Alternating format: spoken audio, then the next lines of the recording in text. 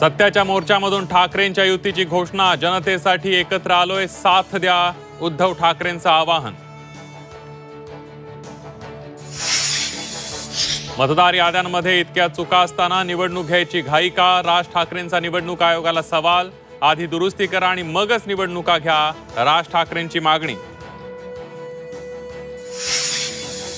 संयुक्त महाराष्ट्राच्या लढ्यानंतर पहिल्यांदाच राजकीय पक्षांनी एकजूट दाखवली। या ठिणगीचा कधीही वणवा होऊ शकतो, उद्धव ठाकरेंचा इशारा। मतचोरी थांबवणारच असा निर्धार करा। विचारधारा वेगळी असली तरी संसदीय लोकशाही टिकवण्यासाठी एक व्हावं लागेल, शरद पवारांचं सभेतून आवाहन। जनतेचं लक्ष विचलित करण्याचा उद्धव यांचा प्रयत्न, तर कार्यकर्ता टिकवण्यासाठी राज ठाकरेंची धडपड। सत्याच्या मोर्चानंतर चंद्रशेखर बावनकुळे यांची ठाकरे बंधूंवर जोरदार टीका।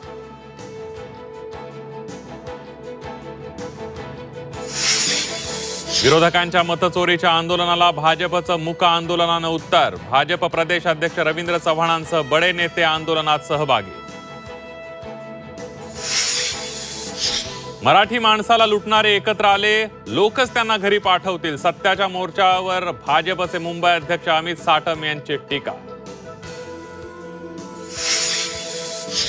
जळगावात शिवसेना उद्धव बाळासाहेब ठाकरे पक्षाला धक्का। 2 माजी महापौरांसह शेकडो कार्यकर्त्यांचा भाजपमध्ये प्रवेश। गिरीश महाजनांच्या उपस्थितीमध्ये पक्षप्रवेश।